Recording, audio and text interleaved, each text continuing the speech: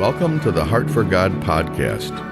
With many years of experience pastoring and helping to start churches, Dr. Jim Townsley has some practical and biblical advice that can be a great help to you and your ministry.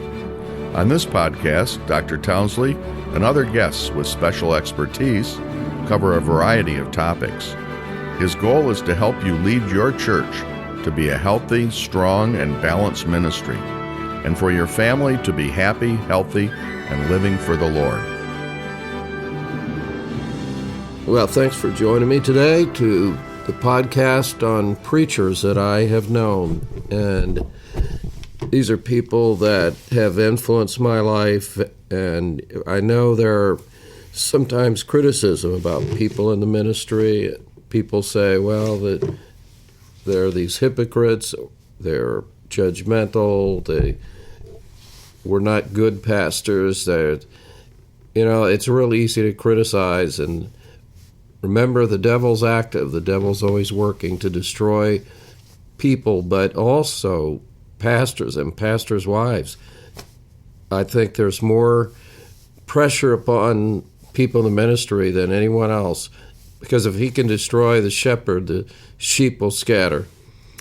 But there are so many good men that in relative obscurity, that are not nationally known, but there are hundreds and literally thousands of these men all over the world.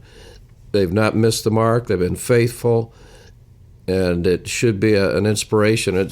We have to remember that a failure by one man does not mean that everybody is wrong. And sometimes people think, well, they're independent fundamental Baptist. I'll change. I'll be something else, contemporary or covenant theology. Everybody's got their problems, and there are people out there that have failed no matter what group you're in.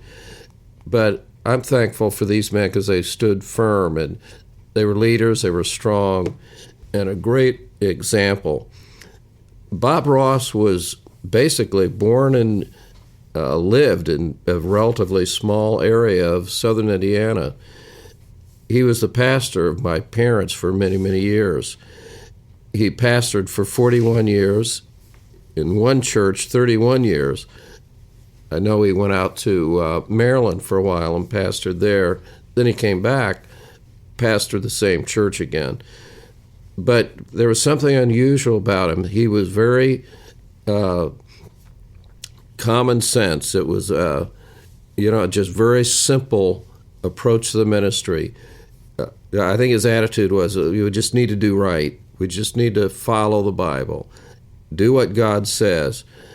Very simple, but it's so enjoyable to see someone that just stood by his standards. He stood by the ministry, and probably his church would be and maybe it's disputable, but in my mind, probably the strongest church in southern Indiana. That's certainly saying something. There are a lot of churches, but there's none really any stronger than what his church was.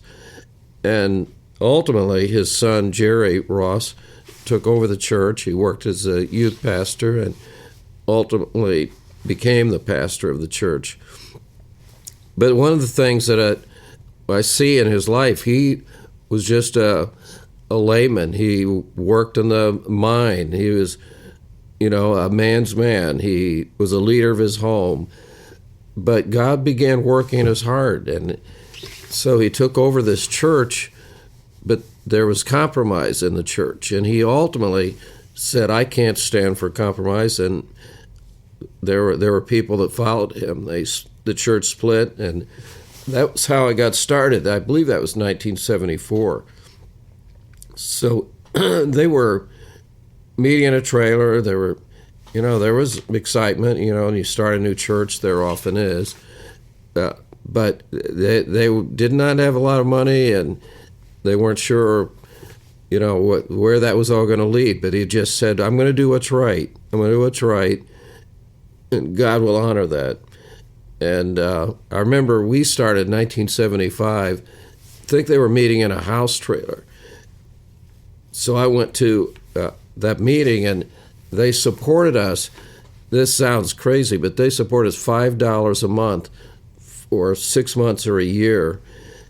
I mean, they just didn't have any money, but they wanted to help, and it showed his desire. And I preached there many times. Often we would go home for the 4th of July, and usually he would ask me if I would preach, which I was happy to do. And his people were very easy to preach to. People loved the Lord. They wanted to serve God. They had a great bus ministry. People were hard workers. They built buildings. And he very, very humble, very, very humble about everything that he did in the ministry. He would not speak for other people. He said, no, I'm just going to pastor the church. And people would call and, ask him if he would come and speak, a fellowship meeting or something, and he would transfer the call to his son. And they said, well, what happened? Why? He said, oh, it's my dad. He just doesn't want to preach outside. He's going to pastor his church. But he was so committed to the people of that church and loving the people, just doing what's right. And his standards never changed. The music never changed. He still was reaching people. The outreach was very, very strong. And they're a lot of, they're just country people, but very, very faithful people and committed and sacrificial. So, you look at a man like that and you think, well, who was he? What has he ever done? What has he ever accomplished? It's pretty amazing. They had over 40 people come out of his church that are in the ministry. How many churches can say that? And he's literally got them all over the country. There was something about the simplicity of what he did, his faithfulness, his determination. He's going to do right no matter what it might cost. And I can see how God blessed him because he was faithful. So as long as he was physically able, he was going to continue doing what was right till he started having health issues. Ultimately, he passed away and went home to be with his Lord. But there are many, many men like that across the country, and it was a blessing to know him, to understand his love for the ministry. It was a great encouragement, great challenge to me, just to be steadfast, be faithful, do the work of the ministry. Well, God bless you. I hope you have a great day. Thank you for listening. If you enjoyed the podcast, consider sharing it with a friend. You can also follow at Dr. Townsley on Twitter or on Facebook at Jim Townsley.